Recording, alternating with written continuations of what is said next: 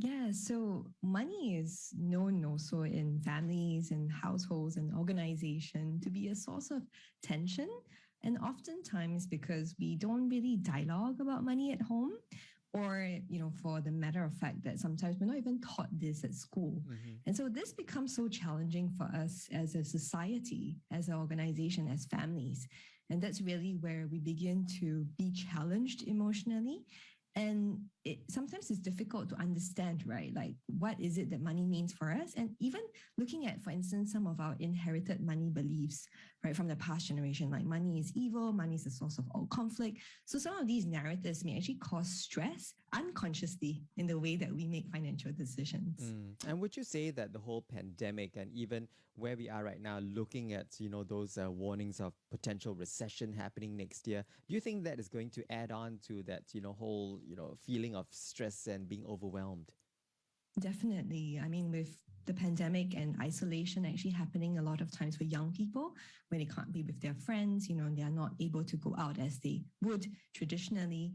And I think coupled with that as well, with the rate of disruption that's happening in the world, with jobs being, automated as well, there's an added sense of uncertainty. And therefore, what you said earlier, how am I going to get to my next dream job? How do I actually make sense of this new world in adulting that I need to do? And so this really adds to stress and emotional challenges for our young people as well. And what are the common financial mistakes you see that's made by youth and young adults in Singapore? Yes. So one of the key things that we've observed as well is what we call emotionally driven money decisions.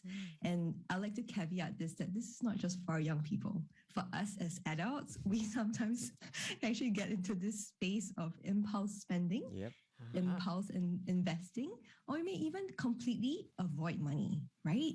I mean, like, think about this. And oftentimes, this really causes this sense of like anxiety and stress also, because we can't be in control of money, right? It's almost like money is in control of us. So the question here really is, how do we begin to master money and make money work for us? Yeah, and not having money master us.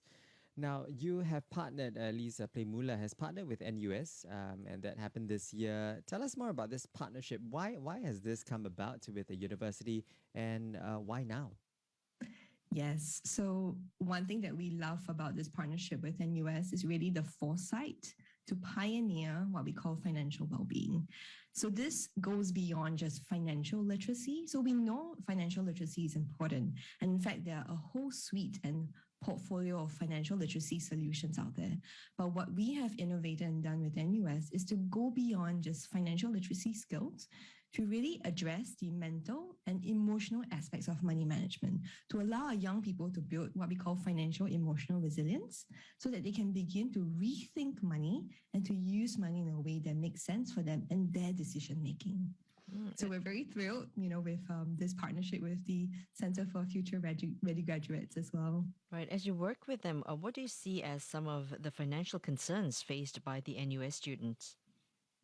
Yeah, so I would say this is not just for our NUS students. This is really for our young people in Singapore and maybe in parts of the world as well, that because, they're actually going into the new world to adult and to get their first job, some of the big challenges that they face includes things like lifestyle inflation. If I earn an additional paycheck, does my lifestyle actually inflate as well, right? How do I actually manage my first paycheck? How do I really budget?